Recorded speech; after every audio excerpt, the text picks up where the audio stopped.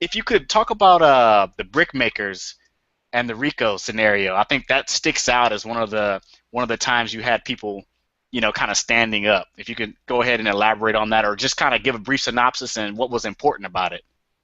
Wow, well, it's a very old story. It's when I was in the Peace Corps in Ecuador, and I spent the first couple of years in the Peace Corps in the Amazon rainforest with indigenous people there.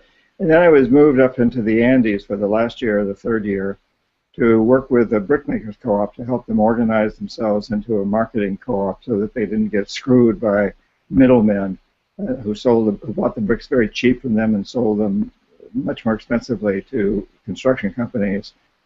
And they were, as they formed a co-op, and they were resisting some of this, and one of them had gone to the mayor of the city and complained, and shortly after that was killed, hit by a truck.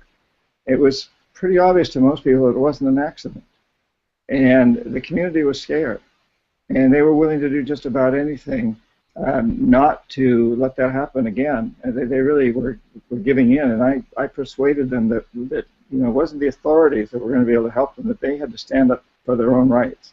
It was really important that they take matters into their hands and understand that they had a right to change, and I get deeply involved in that. And it worked for them.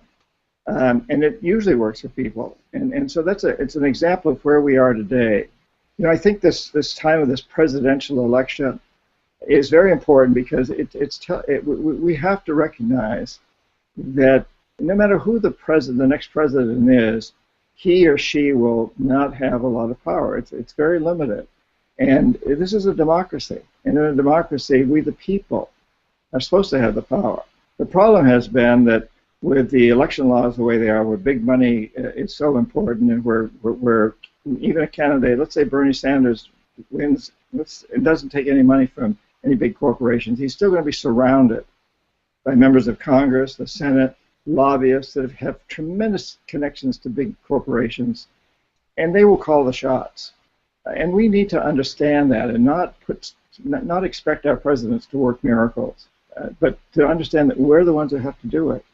So whoever your candidate is, I'd encourage you to think about what is it that appeals to you about your candidate.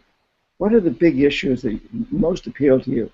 And if your candidate gets elected, just push hard for those issues. Don't expect the candidate to do it alone. You go out and use social media. Social media is so powerful. Use everything you've got to push that issue. If your candidate doesn't get elected, don't just give in.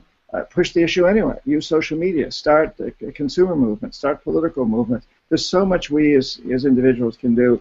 And in a way, we've really allowed big money and powerful interests to usurp our democracy.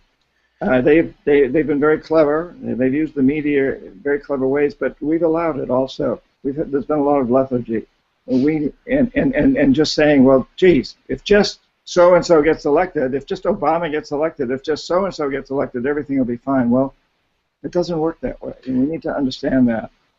Let me take it back. There was two things I wanted to pull out about that brick story. So number one, we have people who are inside of the transaction or inside of the economy, so to speak, and their only purpose is to act as a middleman, and their only purpose is to extract money from the transaction but not actually add any value to the product. They didn't actually add anything to the brick. All they did was transport the brick, or maybe not even transport the brick, just serve as like a connection maker between the people who actually made the bricks and the people who are buying them. And I think it's important that we understand that, that is a model that exists throughout our economy. And you said it was a failed economy, and part of the reason is there's a lot of people there that are middlemen and they're just usurping. But what I liked about what you said was that how they ruled through fear, and only through solidarity and working together could they actually overcome and create what they made was a co-op that's fairly successful and worked out for them. So I really like that story, particularly for that reason. That's why I clung to it, and I listened to it over and over and over, because I think that that's a massive lesson. Like, that's something that we all need to be aware of. Now, moving on to the elected officials, I think I have an internal struggle with this. I think I've spoken with Ben about this too. But I know you say elected officials can't do it all alone, and you're right, they can't. But there are some elected officials that are strong enough of character and strength of will that they can actually resist being in a tide of garbage. You know, there are people that are be a rock pointing in the right direction, and a tide is flowing in the completely opposite way. They will be eroded eventually over time, but they are there, and we have to make sure we reach out and support those people. In your book, you spoke about the vast difference on foreign policy between Carter and Reagan. Could you kind of expand on that a little bit? Well, yeah, it's not quite sure where you want to go with that, but I mean, there was obviously a huge difference in that Reagan was a very conservative Republican who went after communism and tried to basically pin communism on everybody he didn't like Torrijos of Panama and Roldós of Ecuador, who both were assassinated very shortly after Reagan came into power. Reagan had this very, very dark, conservative view of the world, and anybody he didn't like, he'd label as a communist, and we'd go after him. But Carter was a very, very different person, personality-wise, and the Democratic platform was quite different at the time. But another major difference was that Reagan actually had a lot of political clout. He had some political savvy, or at least he had people working for him with that, and Carter lacked that to a very large degree, so was fairly ineffective at moving forward with his platforms. And I think once again we have to look at another aspect of that, in that the Republicans and the people who voted Reagan into power really stood behind him. The Democrats really didn't get behind Carter. And we've seen something similar with Obama, that Obama's campaigns back about 8 years ago often looked like religious rallies. I mean, it was just wild. They were crazy. They was like rock concerts. They were rock concerts. You know, everybody got very, very excited. But once he became president, that kind of went away. People voted for Obama didn't really get behind him in a big way. And I think there's a huge lesson here, that we need to get behind the candidates once we elect them. We also need to recognize that even when our candidate isn't elected, there's a lot we can do to keep pushing our agendas forward, the things we really, really believe in, and that we, the people, are the ones with the power. We have to also understand, I think, that our elected officials are extremely vulnerable. If someone really stands up to the system, they're likely to be torn apart. As an example, and I talk about this in the books, John Kennedy, the only president in my lifetime who hasn't been supported by big corporations, wasn't elected with big corporate money. His father basically financed his campaign. We've now got two candidates running who claim not to take money from corporations, Sanders and Trump. You know, opposite ends, but they're both claiming this. The only one that's taking money from big corporations, and admits it at least, is Hillary. But if we look at Kennedy, everybody knew Kennedy was having affairs with lots of women. And that was okay. They had to take him down with a gun. Now, when Clinton came along, he was politically assassinated with a sex scandal. He was impeached. And, you know, you didn't need a gun anymore. The morality of the country, the attitude of the country had changed so much that you could destroy a person politically by a rumor, or in this case it was apparently a fact. And he lied about it, which was unfortunate. But I think everyone out there has skeletons in their closet. And even if we could, let's assume Sanders doesn't have any skeletons, and let's assume he gets elected and doesn't take any money from corporations. If the FBI wants to, they can plant skeletons in his closet. They have access to all of his emails, all of his phone messages. You know, whoever is in the position of power today, and it's not just the president, it's also our other elected officials, and so our corporate executives. They're in very, very vulnerable positions.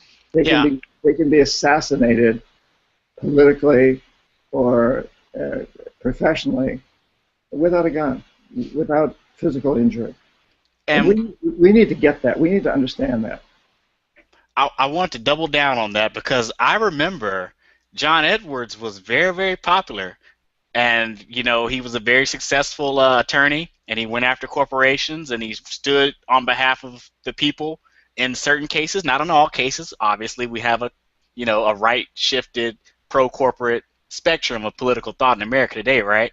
But as far as that goes, he actually did make some waves. And what happened to him? A huge scandal came out, and he was politically assassinated, just like you just mentioned in this story.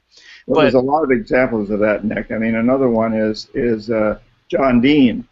You remember the scream? Well, Howard, yeah, he didn't really scream. He was enthusiastic. That's not usually considered bad. I think it was a setup. Frankly, I mean, this is just a supposition, but I think that the powers that behind the election didn't want him in there, and they had something on him. And the scream was a way for him to bow out without being exposed for whatever they had on him. We also saw the head of the IMF, Strauss-Kahn, who was quite possibly going to be the next president of France and was looking at really attacking the European central banking system. We saw him taken out by a sex scandal.